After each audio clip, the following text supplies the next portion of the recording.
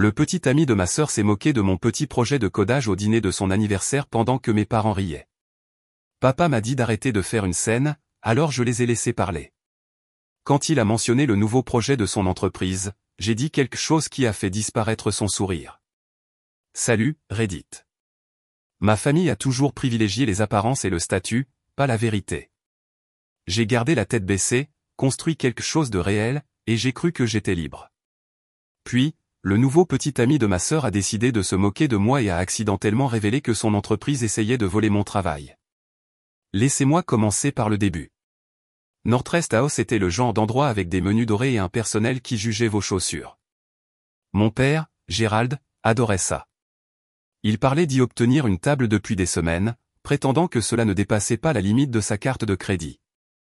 C'était le 27e anniversaire de ma sœur, Riley, et il voulait donner l'impression que nous étions le genre de famille qui avait sa place là-bas. Quand je suis entré, ils étaient déjà assis. Mes parents semblaient assister à un gala de charité, pas à un dîner. Riley était radieuse dans une robe qu'elle avait probablement achetée juste pour les photos. À côté d'elle se trouvait Tran, son petit ami.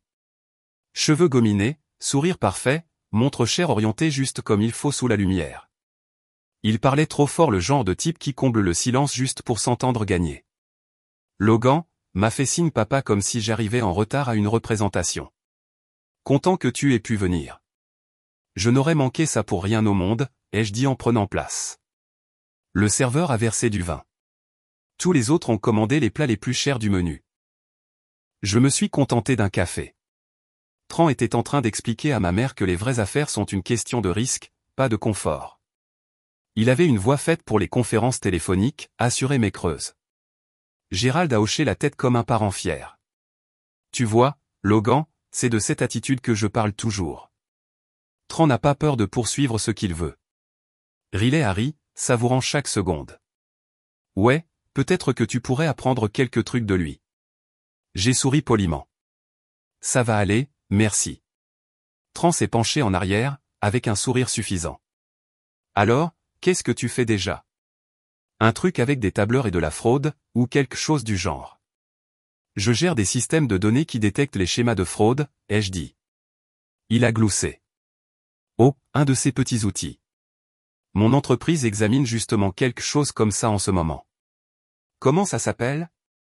Coremetric. Mignon petit projet personnel. On pourrait le refaire en une semaine. La famille a ri. J'ai posé ma fourchette. Il vous faudrait plus de temps que ça, ai-je dit. Parce qu'il vous faudrait ma permission. Le sourire de Tran a vacillé. Pardon? C'est à moi, ai-je dit d'un ton neutre. Je l'ai construit. Chaque ligne de code. Votre entreprise est déjà sous le coup d'un accord de non-divulgation pour la démo. L'atmosphère a changé. Le serveur s'est figé à mi-chemin d'une autre table. Les yeux de ma mère se sont tournés vers papa. Tran s'est forcé à rire. C'est mignon. Tu es en train de me dire que tu as créé Coremetric? Je ne te le dis pas, ai-je dit. Je le confirme. Demande de brevet déposée il y a 2 ans. Contrat de licence signé le trimestre dernier. 7,2 millions. Les rires ont cessé. Le sourire de Riley s'est effacé. Logan, de quoi est-ce que tu parles? Demande à ton petit ami, ai-je dit. Il vient de se vanter de vouloir reconstruire quelque chose sur lequel il n'a aucun droit. Tran s'est redressé. Vous comprenez mal. Non, pas du tout, les jeux interrompus. Et avant que vous n'alliez plus loin, rappelez à votre équipe que sortir du cadre de la démo viole l'accord de non-divulgation. Si je vois du trafic au-delà du bac à sable, le service juridique interviendra. Silence. Papa a essayé de reprendre le contrôle. Bon, assez parlé d'affaires. Concentrons-nous sur l'anniversaire de Riley, d'accord? Je me suis tourné vers lui. Tu voulais du risque, papa? Voilà 7 millions de dollars de risque. Tu n'arrêtes pas de dire que je ne prends pas de risque. Peut-être que le problème, c'est que tu ne reconnais pas le travail discret jusqu'à ce que quelqu'un d'autre s'en vante. Il a ouvert la bouche, puis l'a refermée. J'ai pris ma serviette, l'ai pliée soigneusement à côté de mon assiette. Joyeux anniversaire, Riley. Personne n'a rien dit. J'ai fait signe au serveur, demandé mon addition, et j'ai payé avant qu'il ne puisse proposer de le faire. Tran fixait son steak intact. Riley semblait essayer de décider si elle devait être en colère ou embarrassée. Au moment où je me suis levé, mon père a enfin parlé. Logan, ne fais pas de scène. Je l'ai regardé. C'est vous qui en avez fait une au moment où vous avez décidé que le respect était optionnel. Puis je suis sorti. En rentrant de ce dîner, je ne me sentais pas fier. Je me sentais juste stable. Pas de tremblement, pas de colère. J'ai accroché ma veste, allumé la lampe de bureau, et ouvert mon ordinateur portable par habitude. Le tableau de bord de corps métrique brillait sur l'écran, silencieux et précis. Tout fonctionnait exactement comme je l'avais construit.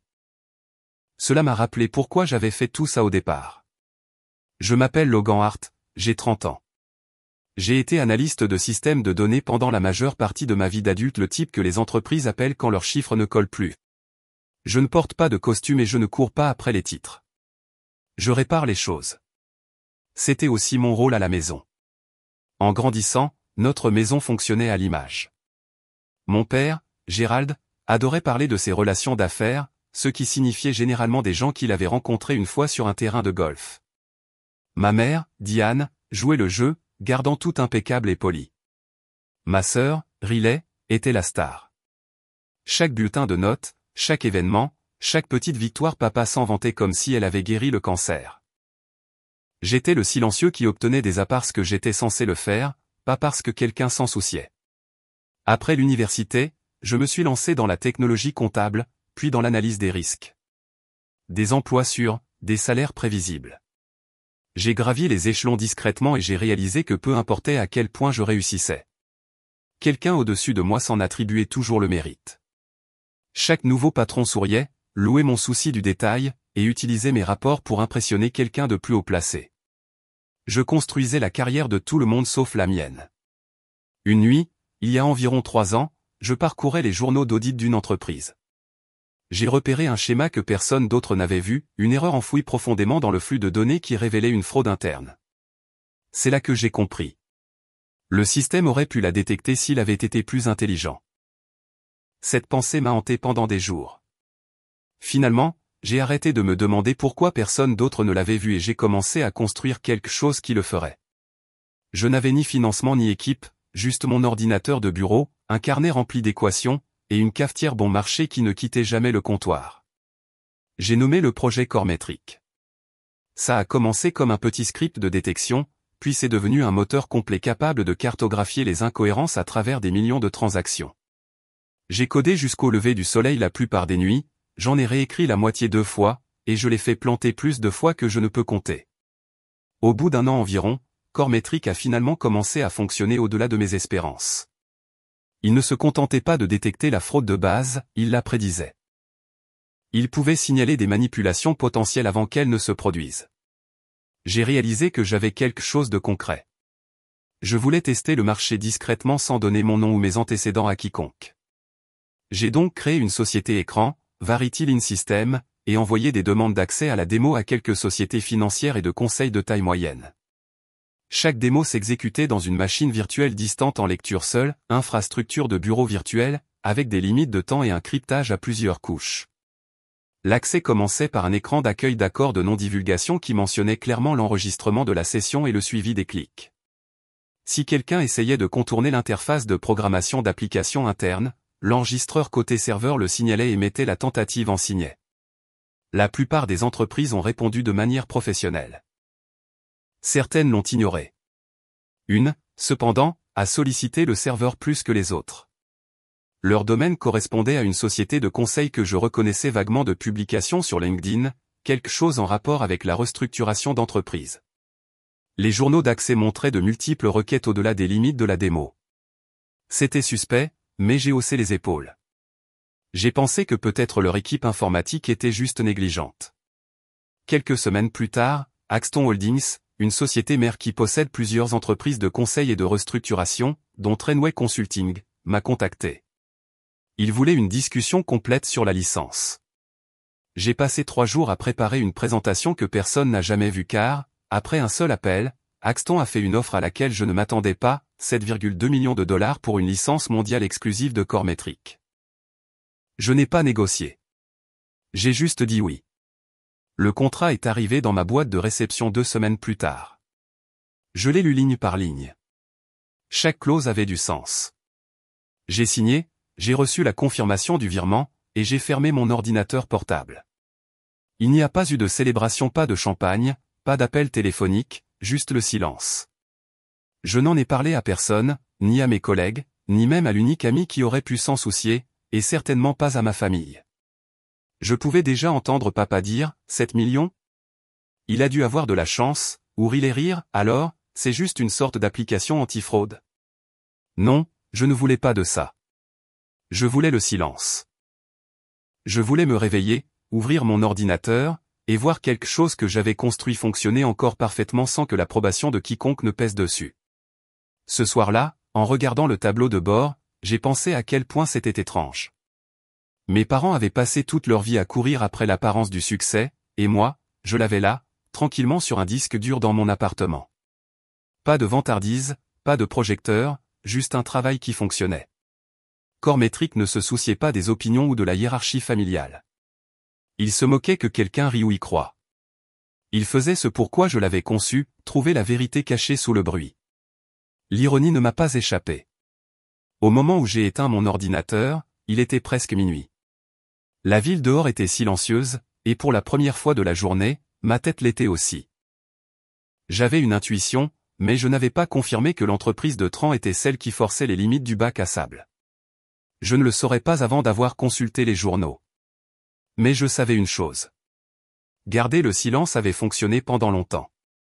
Ça n'allait plus durer. Une semaine après le dîner d'anniversaire de Riley, j'avais repris ma routine habituelle, café, ordinateur portable, et silence. Je n'avais pas eu de nouvelles de mes parents depuis ce soir-là, ce qui signifiait qu'ils faisaient semblant que rien ne s'était passé ou qu'ils me blâmaient en coulisses. Ça m'allait. Le silence était plus simple. J'ai ouvert LinkedIn pendant une courte pause, principalement par habitude, et il était là, le post de Tran, en haut de mon fil d'actualité. Posséder le code n'est pas de l'innovation. L'exécution, si. Court, suffisant, et assez vague pour paraître motivant pour ses abonnés. Il avait quelques dizaines de j'aime de personnes qui ne savaient probablement pas qu'ils ne pouvaient pas préparer un sandwich sans organiser une réunion. Je n'avais pas besoin d'une étiquette pour savoir que ce poste me concernait. Le ton était identique à celui qu'il avait utilisé au dîner, ce genre d'arrogance qui vient du fait de penser que tout le monde autour de vous est jetable. Je l'ai regardé pendant quelques secondes, puis j'ai ouvert mon disque dur et j'ai consulté les anciens journaux de Variety Line. Je ne les avais pas vérifiés depuis des mois. L'accord était conclu depuis un moment, et Cormétrique fonctionnait désormais sur les systèmes d'Axton Holdings. Pourtant, quelque chose dans ce poste m'a poussé à regarder. Les journaux ont mis 1 minute à se charger. J'ai fait défiler les dates, parcourant le trafic habituel de la démo. La plupart des entreprises avaient des empreintes propres, accès de tests standards, délai d'attente, pas de violation. Mais j'ai alors vu un nom qui m'a fait m'arrêter, Trenway Consulting, le même logo qui figurait sur la carte de visite de Tran au dîner. Leurs adresses IP apparaissaient à plusieurs reprises, martelant le système bien après l'expiration de l'accès à la démo. Les tentatives n'étaient pas aléatoires. Elles étaient ciblées, explorant les points de terminaison des données comme quelqu'un qui essaierait de cartographier la structure du moteur. Ce n'était pas de la curiosité, c'était du vol. L'activité s'est étendue sur 3 semaines, juste après que j'ai envoyé les liens de démo limités. Au moins une douzaine d'utilisateurs distincts, tous identifiés sous le domaine de Trenway. Ils ne l'avaient pas seulement testé, ils avaient essayé de le reproduire. Et puis j'ai vu l'alerte enfouie près du bas du fichier journal, déclencheur activé. Enregistré. Session sauvegardée. J'avais oublié que j'avais même ajouté cette protection. À l'époque où je testais Cormétrique, j'avais intégré une petite couche de sécurité dans la démo de la machine virtuelle distante. Quand quelqu'un essayait de contourner l'interface de programmation d'application interne, l'enregistreur de session côté serveur, divulgué sur l'écran d'accueil de l'accord de non-divulgation et par une bannière d'enregistrement, mettait la session en signé et sauvegardait le clip. Ce n'était pas sophistiqué, juste une assurance. J'ai ouvert le dossier où ces captures étaient stockées. Un fichier était horodaté d'il y a 6 mois. Il s'est chargé instantanément. Granuleux au début, puis net. Une salle de conférence, un éclairage fluorescent, des écrans d'ordinateur portable ouverts. 3 personnes. Tran était assis en bout de table, veste enlevée, manches retroussées. 2 ingénieurs à ses côtés, l'un tapant au clavier, l'autre faisant défiler des lignes de code sur un moniteur. Tran parlait. Sa voix avait ce même rythme confiant qu'au dîner. Écoutez, l'algorithme est simple. On reproduit juste la logique, on renomme les paramètres, et c'est bon. La démo a un accès limité, mais on peut contourner ça. Le plus jeune ingénieur a hésité. Ce n'est pas légal selon l'accord de non-divulgation que nous avons signé. Tran n'a pas scié. Le juridique, c'est pour les avocats. On ne fait qu'explorer. Une fois que notre version sera construite, on pourra ajuster le modèle et le qualifier d'indépendant. L'autre ingénieur a parlé doucement. Mais c'est son code. Tran a souri avec mépris. Alors il aurait dû mieux le protéger. J'ai mis la vidéo en pause à ce moment-là. Mon visage n'a pas bougé. Je me suis juste penché en arrière, les mains jointes, et je l'ai repassé depuis le début. J'ai regardé chaque seconde, chaque expression suffisante, chaque instruction. Je m'attendais à de l'arrogance. Je ne m'attendais pas à une preuve aussi nette. J'ai sauvegardé le fichier 2 fois, les renommé, et les téléversé dans un dossier privé et crypté. Puis j'ai rédigé un court courriel à mon avocat. Pas de longue explication, juste les faits, tentative d'accès non autorisée enregistrée. Preuve jointe. 10 minutes plus tard, j'ai envoyé le même message au service juridique d'Axton Holdings, qui détient la licence exclusive de Coremetric. Leur système a automatiquement accusé réception. C'était suffisant pour l'instant. Je n'ai appelé personne, n'ai envoyé aucun texto, n'ai rien publié. Je suis resté assis là, la vidéo en pause sur l'image où Tran pointait mon code, se vantant de le voler. Sa montre a capté la lumière la même qu'il portait au dîner d'anniversaire de Riley.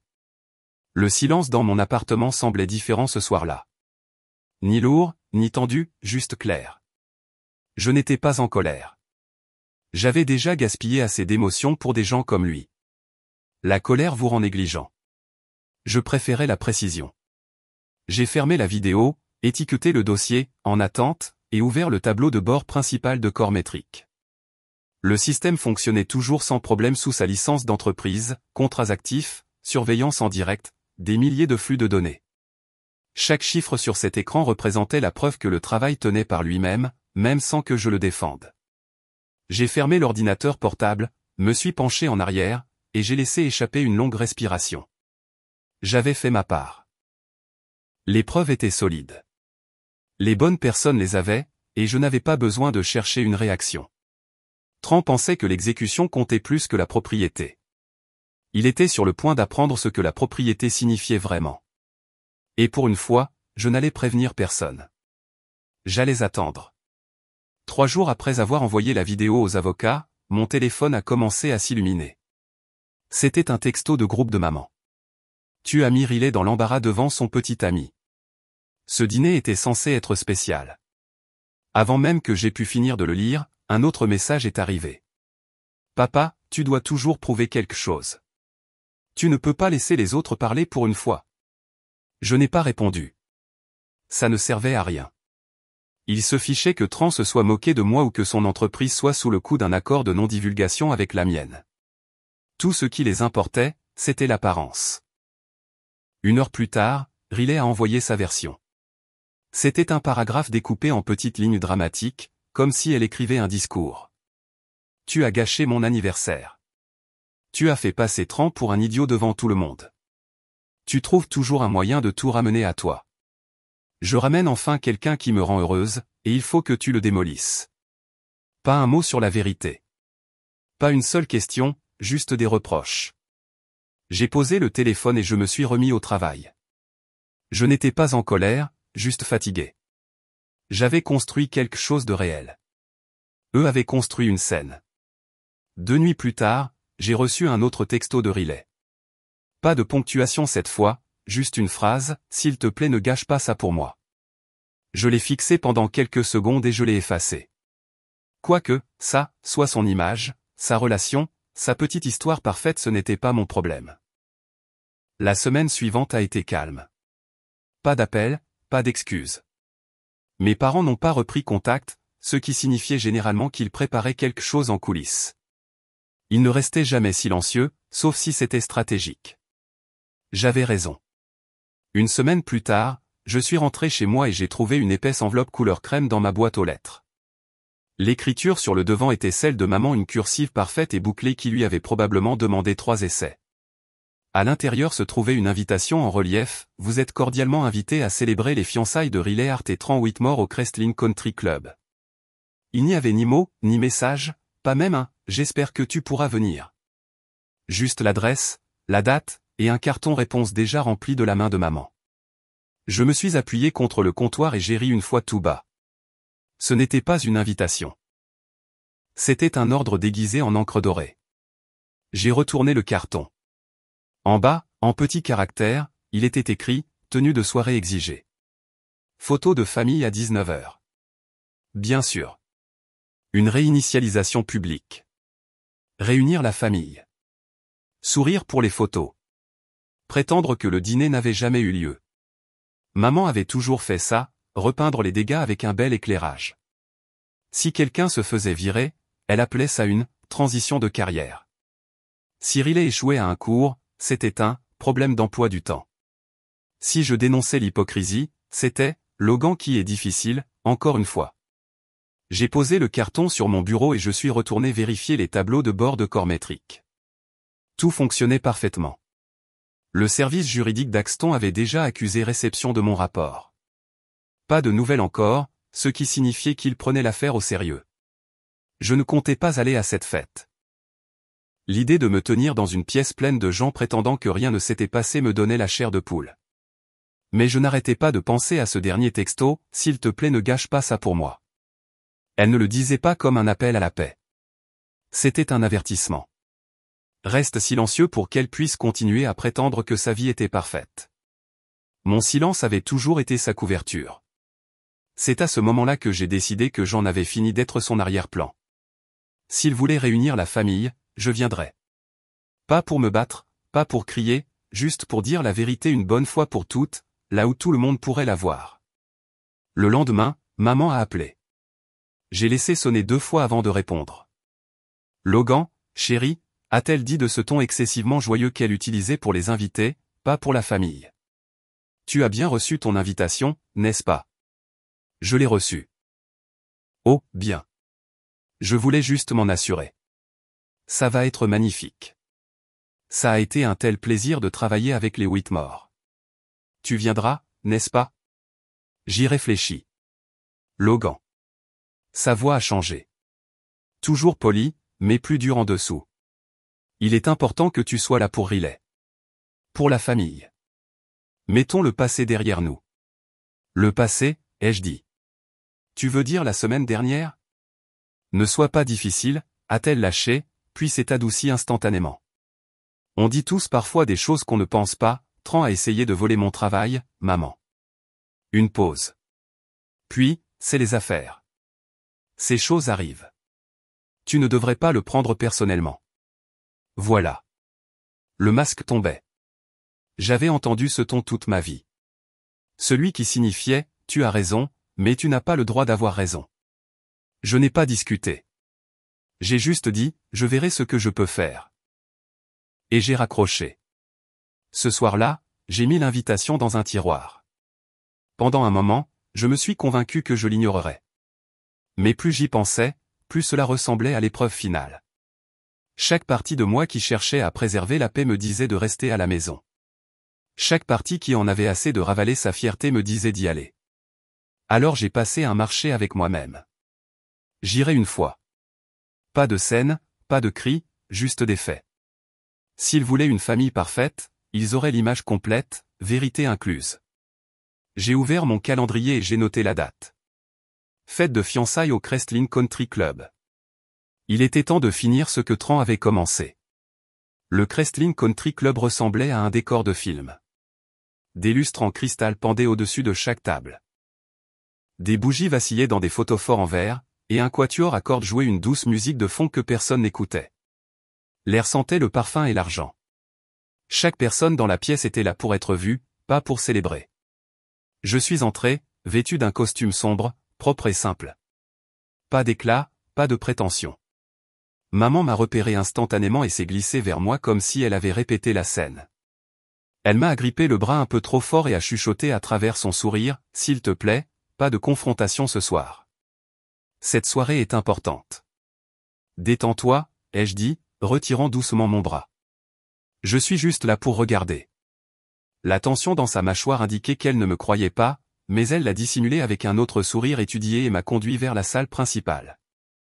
Riley et Tran se tenaient près du centre de la pièce, entourés d'invités. Elle avait l'air radieuse, prête pour les photos, et rigide sous toute cette attention. Tran, en revanche, s'en délectait. Il portait un costume sur mesure qui coûtait probablement plus cher que le loyer de la plupart des gens et était en pleine représentation, riant trop fort, trinquant, et saluant tout le monde comme un politicien lors d'une collecte de fonds. Papa parlait déjà à un petit groupe près de la scène, sa voix portant juste assez pour s'assurer que les gens l'entendent dire « les fiançailles de ma fille ». Quand il m'a vu, il m'a fait le genre de signe de tête réservé aux collègues que l'on tolère. L'annonce a commencé peu après. Les lumières se sont tamisées et Gérald a pris le micro, souriant comme s'il venait de conclure une affaire. « Je veux juste dire à quel point nous sommes fiers », a-t-il commencé.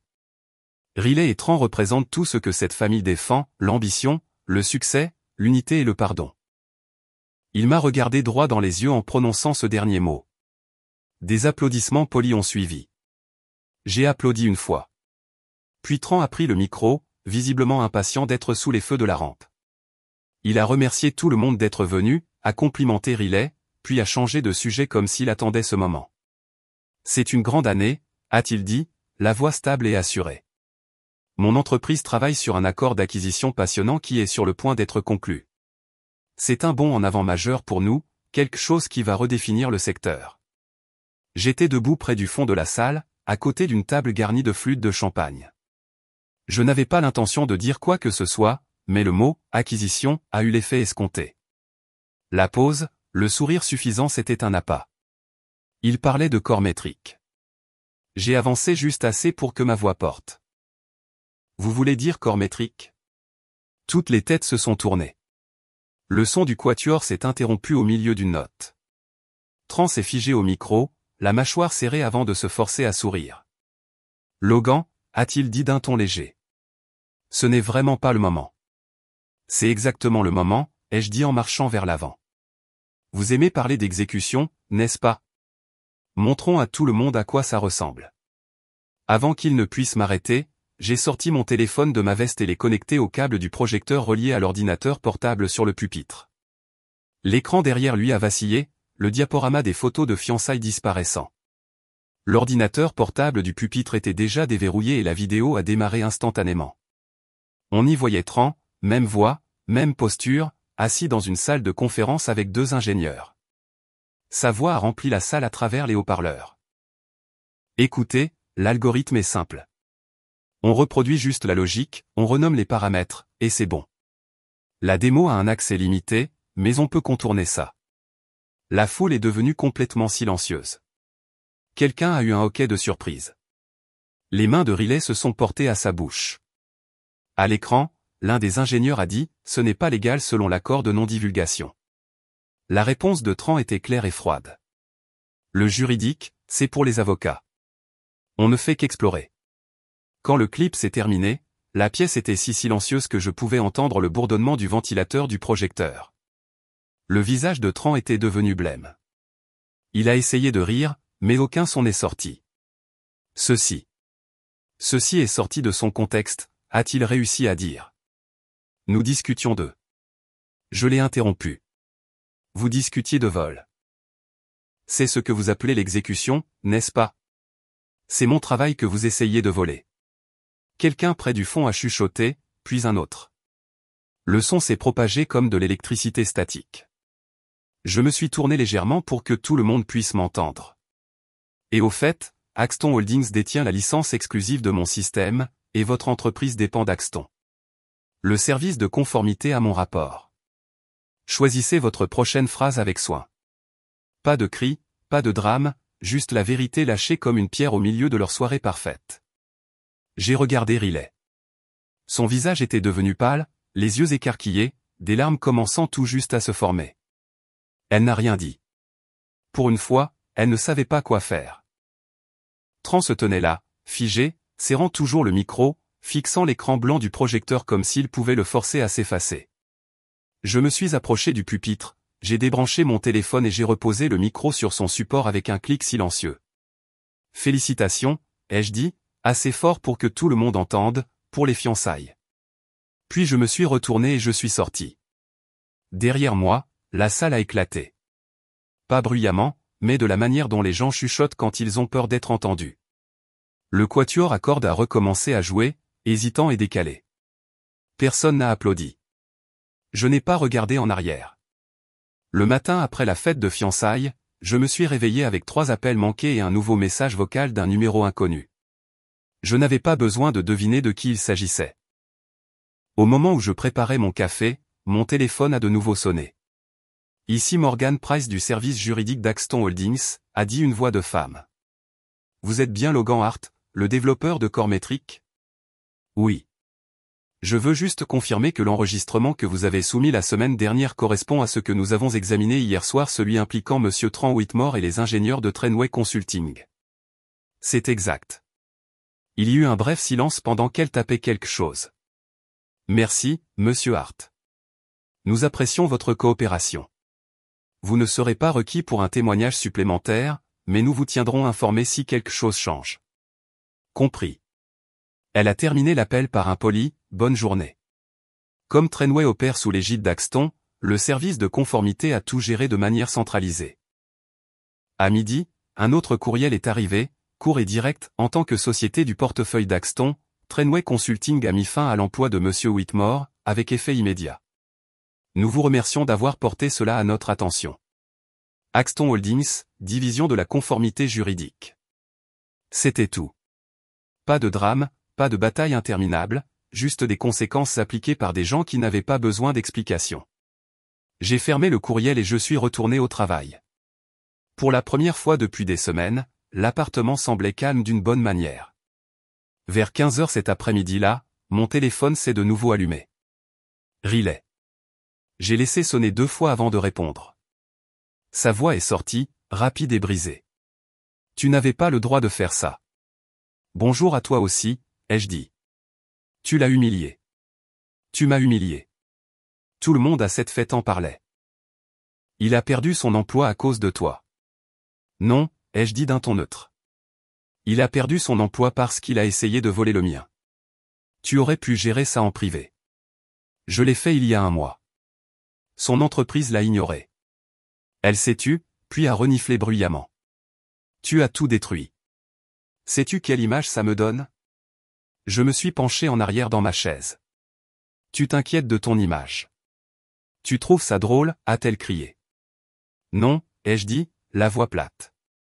Mais je trouve ironique que le type que tu étais prête à épouser pensait qu'enfreindre la loi, c'était juste les affaires. Je n'ai rien détruit, Riley. J'ai juste montré à tout le monde ce qui était déjà vrai. Il y eut une longue pause, puis tu as toujours été jaloux de moi, calme et amer. Jaloux, ai-je demandé. De quoi? Elle a raccroché. Je n'ai pas rappelé. 3 jours se sont écoulés sans un autre modèle ou de mes parents. Puis, tard un jeudi matin, mon téléphone a vibré. Cette fois, un texto de papa. On est en bas. Sors. J'ai regardé par la fenêtre. Effectivement, leur VUS argenté était garé près du trottoir.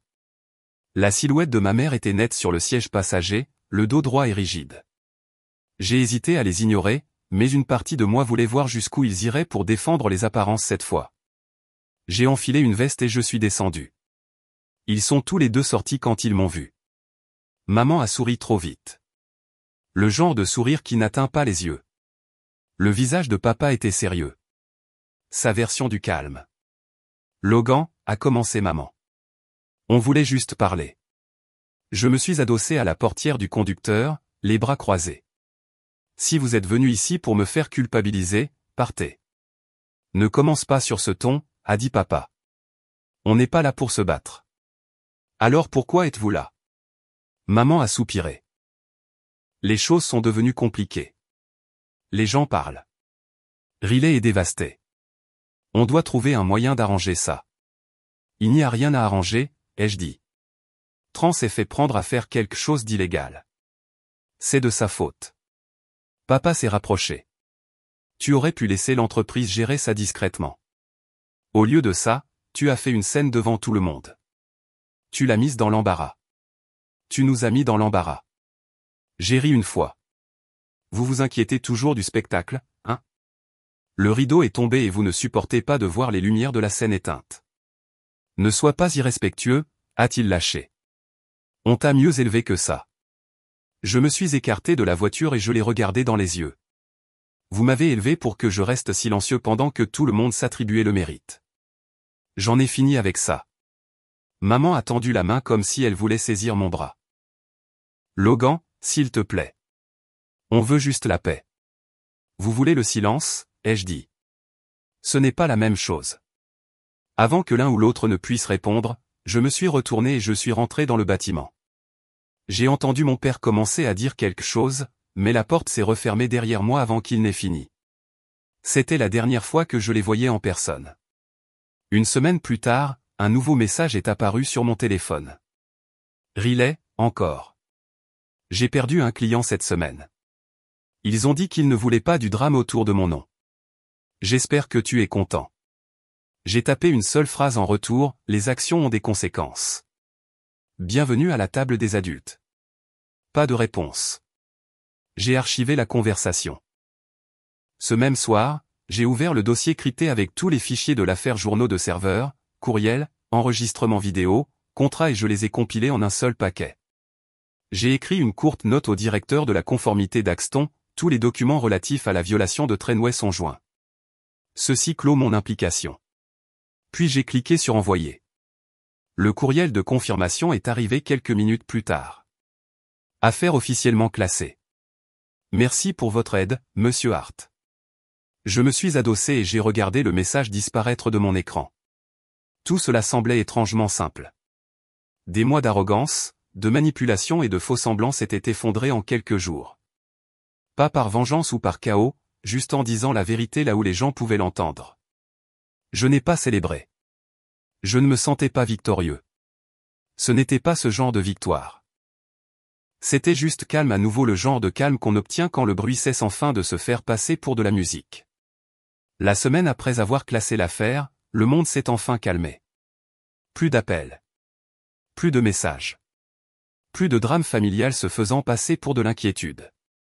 Le bourdonnement constant de mon téléphone s'est arrêté, remplacé par un silence dont je ne réalisais pas à quel point il m'avait manqué.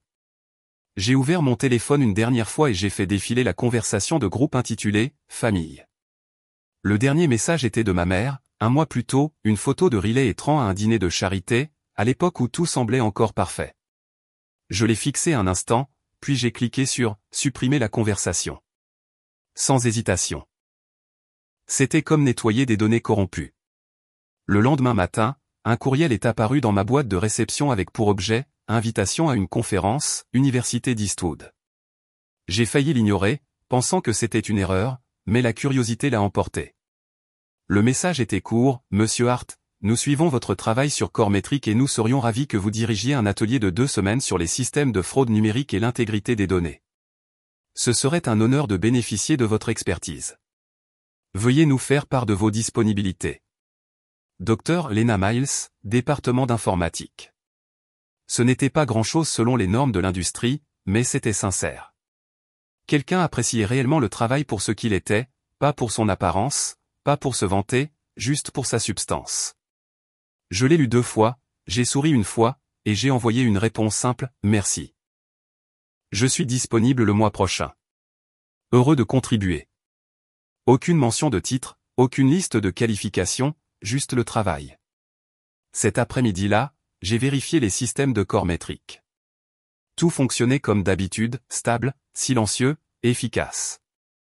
Le contrat de licence continuait de générer des résultats pour Axton Holdings, et mon nom était inscrit en toute sécurité dans les crédits, là où il devait être. Pour la première fois depuis des années, il n'y avait plus rien à réparer. J'ai fermé mon ordinateur portable et je suis resté assis là, réalisant que je ne devais plus ma présence à personne. Pas de travail pour m'enchaîner, pas de famille attendant que je reste dans leur scénario. Le monde s'était tranquillement ouvert. J'ai ouvert un onglet de réservation de vol, à moitié pour plaisanter. J'ai tapé « Séoul » dans la barre de destination. L'idée traînait dans un coin de ma tête depuis l'université, vivre à l'étranger, travailler à distance, repartir à zéro là où personne ne connaissait les vieilles histoires. J'ai parcouru les horaires de vol et j'ai cliqué sur « Aller simple ». Le courriel de confirmation est arrivé quelques secondes plus tard. Départ dans 2 semaines. Les jours suivants se sont déroulés différemment. Je n'ai annoncé mes projets à personne. J'ai juste commencé à me préparer. Vendu ce dont je n'avais pas besoin. Sauvegarder tous mes fichiers. Nettoyer l'appartement qui avait servi à la fois d'espace de travail et de refuge pendant des années. Chaque fois que j'enlevais quelque chose d'une étagère, l'endroit semblait plus léger. J'ai passé une nuit à me promener dans la ville. Les mêmes rues que j'avais empruntées pendant des années me semblaient maintenant quelque chose dont j'avais enfin tourné la page. Il y avait une boulangerie qui sentait encore le sucre brûlé de mes longues nuits de codage, un café de coin où je m'asseyais avec un ordinateur portable et des écouteurs, prétendant ne pas entendre les conversations autour de moi. Tout semblait plus petit maintenant. 2 jours avant mon vol, j'ai reçu un dernier texto d'un numéro inconnu, « Vous avez vraiment laissé une marque ici. Certains d'entre nous ont apprécié ce que vous avez fait. Bonne chance où que vous alliez. » Pas de nom, mais je savais que c'était quelqu'un d'Axton. Je n'ai pas répondu, mais c'est resté dans mon esprit. Il y avait encore des gens qui croyaient en l'intégrité silencieuse. C'était suffisant. Le dernier matin, j'ai fait la dernière valise, j'ai vérifié une dernière fois l'appartement, et j'ai laissé mes clés sur le comptoir. Je suis resté près de la porte pendant 1 minute, regardant l'espace qui avait abrité tant de versions de moi, l'analyste fatigué, le codeur prudent, le type qui pensait que le silence était la solution la plus sûre. Maintenant, le silence n'était plus une question de sécurité. C'était une question de choix. Je ne me sentais ni dramatique ni nostalgique, juste prêt. L'aéroport était bondé quand je suis arrivé, un tourbillon de gens traînant des valises et se précipitant vers leur vol. Je me suis enregistré en avance, j'ai trouvé un coin tranquille près de la fenêtre, et j'ai ouvert mon ordinateur portable une dernière fois avant d'embarquer. Il restait un onglet ouvert, Reddit. J'avais lu les histoires des autres pendant des années, mais je n'avais jamais rien publié. Le moment semblait opportun. J'ai cliqué sur « Nouveau post » et j'ai commencé à taper. Il y a quelque temps, j'ai interpellé quelqu'un qui se moquait de mon travail devant ma famille. Il s'est avéré que son entreprise essayait de le voler. J'ai montré les preuves en public. Ça ne s'est pas bien passé pour eux. Ma famille m'a traité d'arrogant, de dramatique, d'égoïste. Mais je n'étais rien de tout cela. J'en avais juste assez de prétendre que le respect devait se gagner en restant silencieux. J'ai fait une pause, relisant le texte. Il ne s'agissait pas de vengeance ou de validation. C'était juste la vérité écrite simplement, comme je l'avais toujours préféré. J'ai fini de taper. Ils ont pris ma confiance pour de l'arrogance parce que j'ai arrêté de m'excuser d'avoir raison. Certaines personnes détestent la force tranquille parce qu'elle leur rappelle qu'ils n'en ont aucune. J'ai cliqué sur « Publier », j'ai fermé l'ordinateur portable, et je me suis levé quand ils ont appelé mon groupe d'embarquement. L'agent de porte a scanné mon billet. J'ai marché le long de la passerelle, sentant la vibration des moteurs à travers le sol. Pas de tension, pas de culpabilité, juste du mouvement. En montant dans l'avion, j'ai réalisé quelque chose de simple. La paix ne vient pas en réparant les gens brisés ou en prouvant qu'on avait raison depuis le début. Elle vient en s'en allant au moment où on le peut enfin. J'ai trouvé mon siège, j'ai regardé par le hublot, et j'ai vu la ville s'estomper au loin. Pour la première fois depuis longtemps, le silence n'était pas vide. C'était la liberté. Si vous avez apprécié cette vidéo, s'il vous plaît, cliquez sur le bouton d'abonnement. Cela aide vraiment la chaîne et nous aide à vous apporter plus d'histoires et de meilleures histoires. Merci.